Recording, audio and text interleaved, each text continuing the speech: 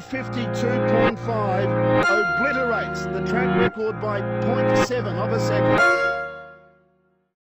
The last leg of the quaddie tonight at Melton is a Group 3. It's for the Metropolitan Maidens, but we will see a number of these horses go on to much better things, I suspect.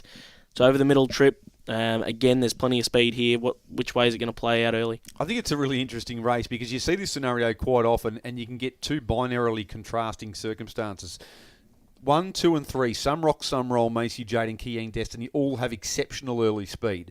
Who's the fastest of them? I'd nearly say probably Keying Destiny is the fastest, just ahead of Macy Jade, just ahead of Some Rock, Some Roll. But with the advantage of the pole marking draw, I suspect if Some Rock, Some Roll can hold Wardan Express in a sub-26 second first quarter, he'll be able to hold rivals wide, particularly those drawn right next door and then right next door to that horse.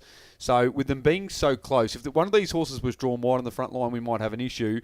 The other potential scenario here is that 2 and 3, Mick Stanley and Jason Lee both say we don't think we can cross the pole marker anyway, and all that early speed you've predicted doesn't eventuate and you end up with Some Rock, Some Roll getting a comfortable lead. Either way, I think Some Rock, Some Roll will lead the race personally. There's been some conjecture that they would then hand up to Isn't She Just, but I don't think Isn't She Just went as well as Macy Jade or Keying Destiny last start, so I don't understand why. Well, it's a different question though, isn't it? But who would allow that? If Macy Jade was in the breeze and Isn't She Just was coming around, Yeah. I'd say Mick Stanley would put the foot down and say, well, if Isn't She Just is getting the front, then I'll take it.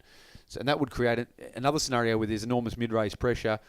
Under most of the potential speed map scenarios that we've outlined, though, the pole marker leads, and that means Here He Comes, who's been heavily backed via tab fixed odds during the week, should get the gun run behind the leader. Ambush Artist by nature, sit sprinter, what a beautiful spot for him to be. And if he can tip and roll or peel left into the sprint lane in the concluding stages, I think he's going to be very hard to hold out. That is the question if he gets to the sprint lane, isn't it? If they get him to the sprint lane. And I think, to be honest, the more I look at it, the more I think they will get into the sprint lane.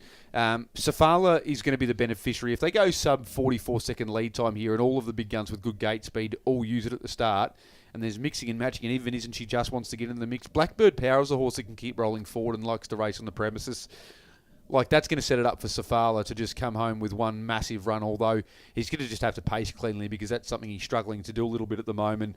Outside of them, I don't think anyone's going to be in a really crucial position for the race. Most of them will be happy to restrain to peg line positions or just positions in the running line. It's really just going to be that early burn, and as I mentioned, I'm increasingly confident that the pole marker, Some Rock, Some Roll, will be able to hold her rivals wide and retain the front. And you didn't have Isn't She Just in the breeze in the end? Who did you have breezing? I had Blackbird Power. Okay. It's one of those ones that you could have, Isn't She Just? You could say Macy Jade as well as she went last week, might want to keep the breeze, desperate to do so, or the Blackbird Power will just keep rolling forward. It's a tricky race to assess in terms of who's going to be applying the pressure.